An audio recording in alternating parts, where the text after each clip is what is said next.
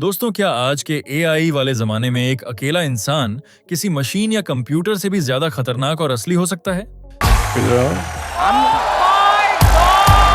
क्या सुनील ग्रोवर सिर्फ एक आम कॉमेडियन है या फिर एक ऐसे इच्छाधारी कलाकार जो किसी भी इंसान की आत्मा को अपने अंदर उतारने की रहस्यमयी ताकत रखते हैं? और सबसे बड़ा सवाल, आखिर कैसे हरियाणा के एक साधारण से कस्बे का लड़का जो कभी शादियों में सिर्फ अपने रिश्तेदारों की नकल उतारता था, मौत के बेहद करीब जाकर वापस आया और करोड़ों दिलों की धड़कन बन गया? और कैसे बॉलीवुड की इस बेदर्द फिल्म इंडस्ट्री ने अपने दिग्गज कॉमेडी लेजेंड को जीते जी ही भुला दिया था? दोस्तों, 14 मार्च 2026 की वह रात भारतीय टेलीविजन के इतिहास में हमेशा के लिए अमर हो गई है, जब नेटफ्लिक्स पर the great Indian Kapil show के चौथे सीजन का ग्रैंड फिनाले टेलीकास्ट हुआ।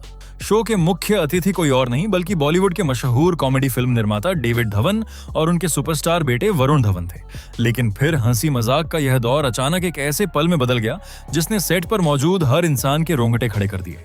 सुनील ग्रोवर ने स्टेज पर कदम रखा, लेकिन वह पल सुनील ग्रोवर का नहीं था। वो तो 90 के दशक के उस महान लेजेंड, उस शानदार हास्य कलाकार की हूबहू परछाई थे जिसे सिनेमा बहुत पहले खो चुका था। उनकी वो भारी गूंजती हुई आवाज, वही चाल, आंखों का वो एकदम सटीक भाव और उनका लिबास, सुनील पूरी तरह से कादर खान बन चुके थे। इस एक्ट के लिए सुनील ग्रोवर ने 1996 की सुपरहिट और ब्लॉकबस्टर कॉमेडी फिल्म साजन चले ससुराल के मशहूर किरदार खुराना को चुना था। ये वही फिल्म है जिसने बॉलीवुड के इतिहास में डेविड धवन, गोविंदा, कादर खान और सतीश कौशिक की चौकड़ी को कॉमेडी के सबसे ऊंचे मुकाम पर स्थापित कर दिया था। सुनील अकेले नहीं थे, बल्कि उनके साथ कृष्णा अभिषेक ने गोविंदा के मशहूर किरदार श्याम सुंदर और कीकू शारदा ने दिवंगत सतीश कौशिक के यादगार किरदार मुत्थुस्वामी का बेहतरीन रूप लिया था। लेकिन जैसे ही सुनील ने कादर खान के उस खास लहजे और गले की उसी गूंज के साथ अपना डायलॉग बोला, पूरे सेट पर एक पल के लिए सन्नाटा छा गया और फिर तुरंत ही तालियों की गड़गड़ाहट से पूरा स्टूडियो गूंज उठा। ऐसा लगा जैसे एक पूरी पीढ़ी अपने बचपन की उन सुनहरी यादों में वापस लौट गई हो। डेविड धवन, जिन्होंने कादर खान के साथ कई दशकों तक काम किया था और अनगिनत हिट फिल्में दी थीं, यह दृश्य देखकर इतने भावुक और हैरान हो गए कि उनके मुंह से निकल पड़ा, क्या याद आ गया भाई, कादर याद आ गया भाई। ये एक महान फिल्म निर्माता की ओर से दी गई सबसे सच्ची श्रद्धांजलि थी। अर्चना पूरन सिंह तो एकदम मंत्रमुग्ध रह गईं और उनके मुंह से बस ओह माय गॉड ही निकल पाया। वरुण धवन भी इस एक्ट को देखकर अपनी हंसी नहीं रोक पा रहे थे और पूरे सेगमेंट के दौरान जोर जोर से हंसते रहे। कपिल शर्मा, जो खुद एक बहुत बड़े आर्टिस्ट हैं, अपनी टीम के इस जादुई प्रदर्शन को देखकर बेहद गर्व महसूस कर रहे थे। उन्होंने मंच पर खड़े होकर अपनी पूरी टीम की तारीफ की और उन्हें हल्के फुल्के अंदाज में रोस्ट भी किया। कपिल का यह रवैया साफ दिखाता है कि सुनील और उनके बीच अतीत में जो भी विवाद रहे हों, कला और दर्शकों का मनोरंजन उनके लिए किसी भी पर्सनल मतभेद से बहुत ऊपर है। लोगों ने सोशल मीडिया पर इस कदर प्रतिक्रिया दी कि यहां तक कह दिया कि सुनील ग्रोवर एआई से भी ज्यादा खतरनाक होते जा रहे हैं, क्योंकि वह सिर्फ सतही नकल नहीं करते बल्कि उस कलाकार की आत्मा को अपना लेते हैं। लेकिन सुनील ग्रोवर के इस भावुक ट्रिब्यूट ने उस कड़वे सच पर से भी पर्दा उठाया जिसे बॉलीवुड अक्सर छुपाने की कोशिश करता है। कादर खान कोई आम इंसान नहीं थे। वो भारतीय सिनेमा के एक ऐसे मजबूत स्तंभ थे जिनके बिना हिंदी सिनेमा का इतिहास अधूरा है।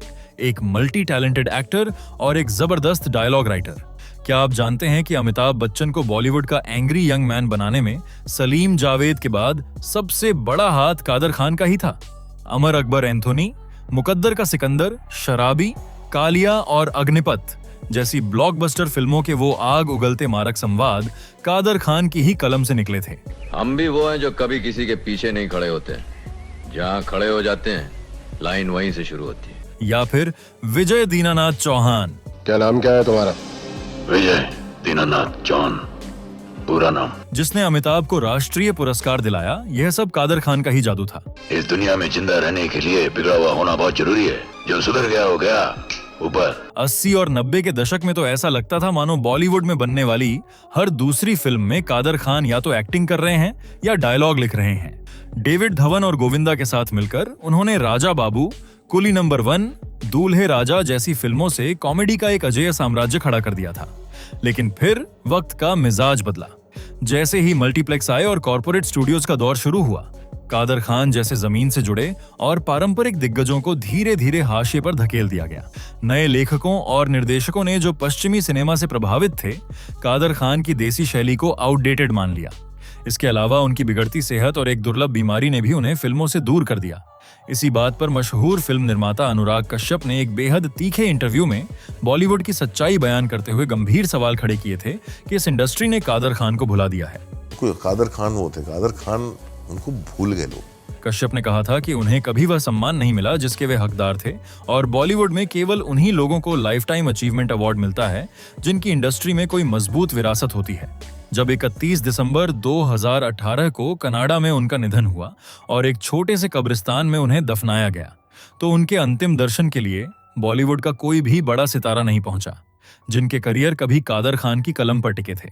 सुनील ग्रोवर का यह एक्ट सिर्फ लोगों को हंसाने के लिए नहीं था, बल्कि यह एक ट्रिब्यूट था जो आज की पीढ़ी को यह बताने की ईमानदार कोशिश थी कि कादर खान नाम की वह मजबूत ईंट कभी भुलाई नहीं जा सकती। कादर खान जैसे दिग्गजों को मंच पर अपने अभिनय से जिंदा करने वाले सुनील ग्रोवर की खुद की जिंदगी की कहानी भी किसी बॉलीवुड फिल्म की संघर्षपूर्ण कहानी से कम नहीं है। हरियाणा के सिरसा जिले के एक छोटे से कस्बे मंडी डबवाली में 3 अगस्त 1977 को एक साधारण पंजाबी हिंदू परिवार में उनका जन्म हुआ था। आर्थिक तंगी तो थी, लेकिन सुनील के अंदर बचपन से ही कला और हास्य का एक असाधारण बीज पनप रहा था। बचपन में ही वो अक्सर शादियों और पारिवारिक समारोहों में अपने ही रिश्तेदारों की और यहाँ तक कि स्कूल के दिनों में अपने प्रिंसिपल की भी हूबहू मिमिक्री करते थे। लोगों को हंसाकर जो मुस्कान वो देखते थे, उसी ने उन्हें समझा दिया कि उनका असली उद्देश्य क्या है। अपनी इस कला को निखारने के लिए उन्होंने चंडीगढ़ स्थित पंजाब विश्वविद्यालय के प्रतिष्ठित इंडियन थिएटर विभाग से थिएटर में मास्टर डिग्री प्राप्त की और यहीं उनकी जिंदगी में सबसे बड़ा मोड़ आया जब महान व्यंग्यकार स्वर्गीय जसपाल भट्टी एक प्रोजेक्ट के लिए ऑडिशन लेने पहुंचे। जसपाल भट्टी की पारखी नजरों ने इस युवा कलाकार के अंदर छिपी अथाह प्रतिभा को तुरंत पहचान लिया। उस वक्त सुनील के पास मोबाइल फोन तक नहीं था, इसलिए भट्टी जी ने किसी आदमी को भेजकर उन्हें खुशखबरी दी थी। 1995 में फुल टेंशन शो से उन्हें टीवी इंडस्ट्री में पहला बड़ा मौका मिला। इसके बाद उन्होंने कई बॉलीवुड फिल्मों में छोटे मोटे रोल किए, लेकिन वहां पहचान न बनने की वजह से टीवी का रास्ता चुना। उन्होंने साइलेंट कॉमेडी शो गुटरगू में काम किया और रेडियो मिर्ची पर आरजे सुद बनकर हंसी के फव्वारे कार्यक्रम भी होस्ट किया। लेकिन असली तूफान तो तब आया जब वह कॉमेडी नाइट्स विद कपिल और द कपिल शर्मा शो का अहम हिस्सा बने। गुत्थी, रिंकू भाभी और डॉक्टर मशहूर गुलाटी जैसे अमर किरदारों ने दर्शकों को लौटपोट कर दिया। कपिल की हाजिर जवाबी और सुनील की कैरेक्टर कॉमेडी की जुगलबंदी ने टेलीविजन रेटिंग्स के सारे रिकॉर्ड तोड़ दिए थे। लेकिन हर सफल कहानी में एक संघर्ष और पतन का दौर आता है। एक अंतर्राष्ट्रीय विमान यात्रा के दौरान कपिल शर्मा और सुनील ग्रोवर के बीच हुआ वह भारी विवाद मीडिया की सबसे बड़ी सुर्खियों में छा गया। इस टकराव ने दोनों के बीच एक गहरी खाई पैदा कर दी और सुनील ग्रोवर ने कपिल शर्मा का शो छोड़ दिया। इस अलगाव का उनके करियर पर शुरुआती तौर पर नकारात्मक असर भी पड़ा, क्योंकि दर्शक उन्हें किसी और रूप में स्वीकार करने को तैयार नहीं थे। हालांकि सुनील ग्रोवर ने हार नहीं मानी। उन्होंने अपने थिएटर के अनुभव का सहारा लिया और वेब सीरीज तथा फिल्मों का रुख किया। भारत और जवान जैसी ब्लॉकबस्टर फिल्मों में सलमान खान और शाहरुख खान के साथ काम किया और तांडव व सनफ्लावर जैसी वेब सीरीज में अपने गंभीर और रहस्यमयी अभिनय से सबको चौंका दिया। लेकिन करियर की इस शानदार वापसी के बीच फरवरी 2022 में उनके जीवन का सबसे अंधकारमय दौर आया। मात्र 44 वर्ष की उम्र में उन्हें एक गंभीर दिल का दौरा पड़ा। अस्पताल में पता चला कि उनकी धमनियों में 100% तक ब्लॉकेज है और स्थिति को जटिल बनाते हुए वे कोविड-19 पॉजिटिव भी पाए गए। मुंबई के एशियन हार्ट इंस्टीट्यूट में उन्हें तत्काल 4 बाईपास सर्जरी से गुजरना पड़ा। इस मुश्किल समय में उनके करीबी दोस्त सलमान खान ने अपनी मेडिकल टीम को सुनील के स्वास्थ्य की निगरानी करने का निर्देश दिया था। सुनील को खुद लगा था कि शायद वे अब कभी मंच पर वापसी नहीं कर पाएंगे, लेकिन उनकी दृढ़ इच्छा शक्ति ने उन्हें वापस खड़ा किया। सर्जरी के मात्र 7 दिन बाद उन्हें अस्पताल से छुट्टी मिल गई और उन्होंने मुस्कुराते हुए अपने प्रशंसकों का अभिवादन किया, जो उनकी शारीरिक और मानसिक मजबूती का सबसे बड़ा प्रमाण है।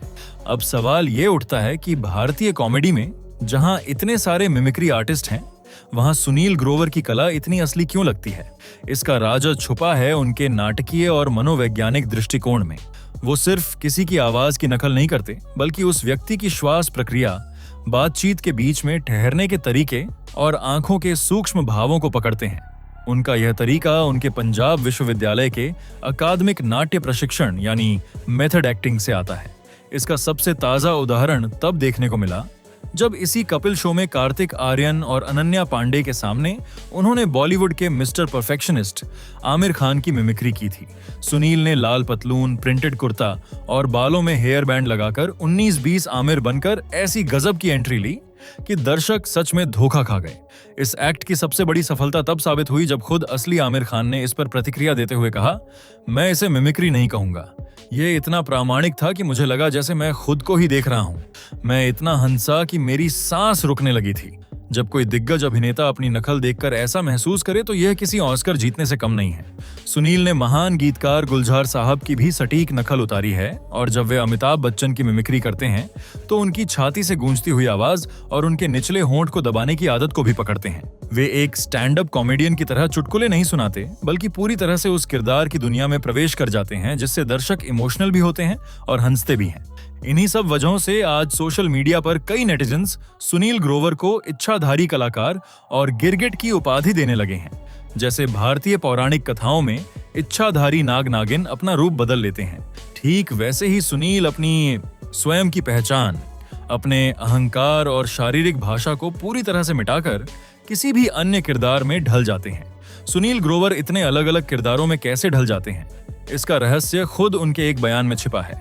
उन्होंने एक बार कहा था कि उन्हें खुद के साथ रहना पसंद नहीं है, उन्हें कोई और बनना बहुत पसंद है और जब वह सुनील ग्रोवर होते हैं तो उतना सहज महसूस नहीं करते। यह एक सच्चे मेथड अभिनेता का सत्य है जो अपने किरदारों को अपनी ढाल बना लेता है। तो दोस्तों, सुनील ग्रोवर ने पिछले एक दशक में हमें न जाने कितनी अनगिनत बार हंसाया है, गुत्थी की मासूमियत से लेकर डॉक्टर मशहूर गुलाटी के पागलपन तक। आपको सुनील ग्रोवर का कौन सा रूप या किरदार सबसे ज्यादा पसंद है और क्यों? अपनी पुरानी यादें, विचार और अपनी पसंदीदा लाइनें कमेंट सेक्शन में जरूर शेयर करें और चैनल को सब्सक्राइब करना ना भूलें।